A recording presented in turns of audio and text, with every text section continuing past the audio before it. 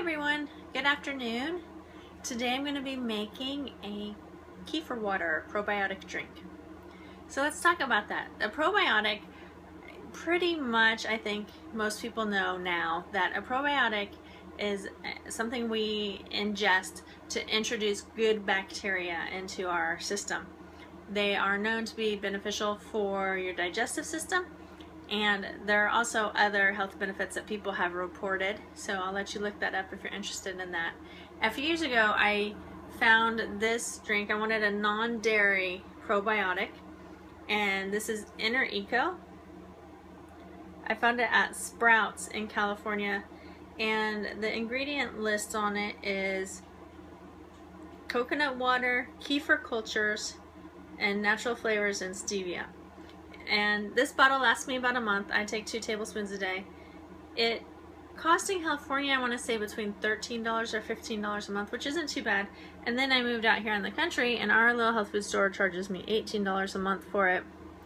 Not terrible. I mean, I don't like go buy a coffee every day, so if you divide that by a month, that's what, like 60 cents a day? I don't know. I'm not super great at mental math. I really like the way I feel when I take this.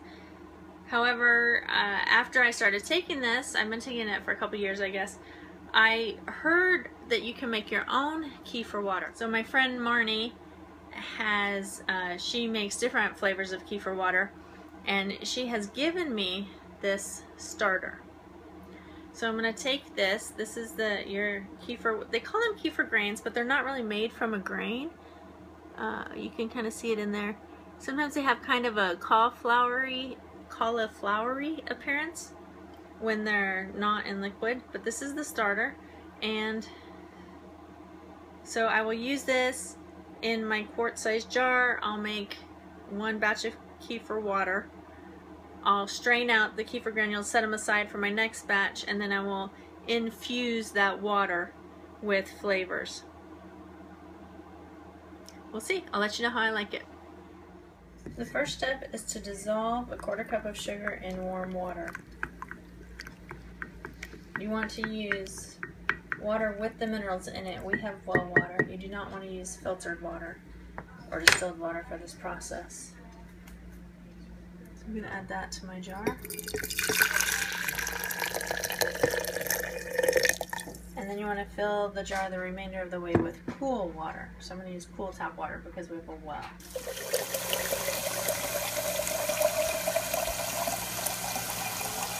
The next step is to add some raisins, because the kefir is a yeast which is going to feed off the sugar, and that helps it ferment. And then here's my kefir starter. I'm going to add all of that in. There's some up here in the jar. I don't want to lose any of it. It's important in this process that you stir with a wooden spoon, and I'm going to have to put the camera down to scoop the rest of that out.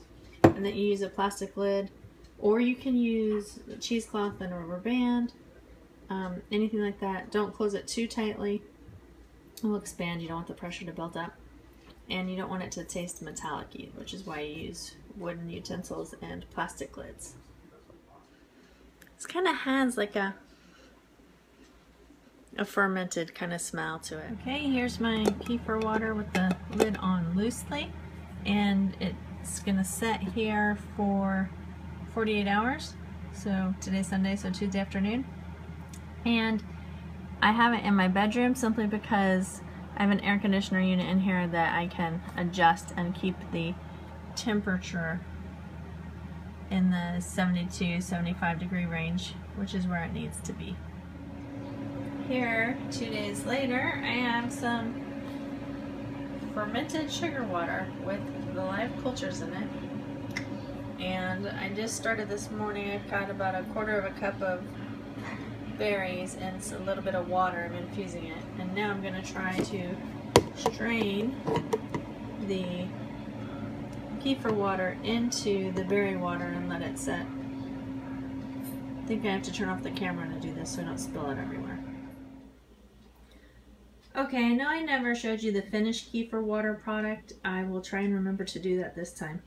I love the kefir water. I'm drinking about 1 quart a day of it, and I have switched to making it in half-gallon jars so that 1 batch will last me 2 days.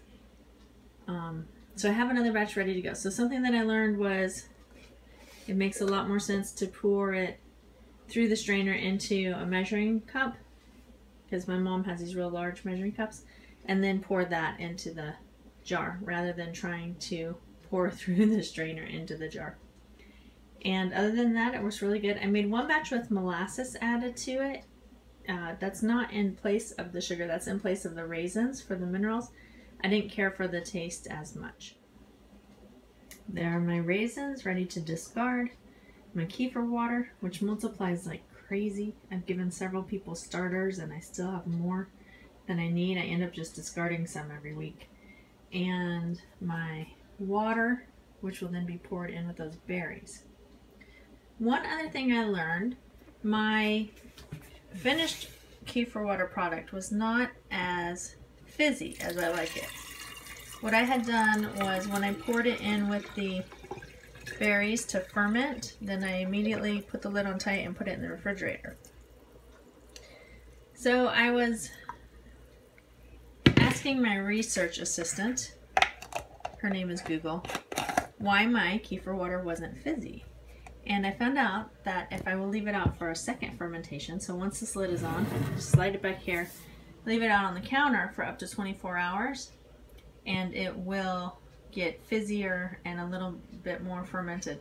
Now if you do that, you do have to burp it because you put the lid on tight this time. So you have to let the air out, burp it once a day. But I like it a lot better that way. And you can see it's already getting fizzy there. See that? Yum. So this will be ready to go by tomorrow. Here's my finished kefir water drink. I love it. I could drink it all day long. It's really good.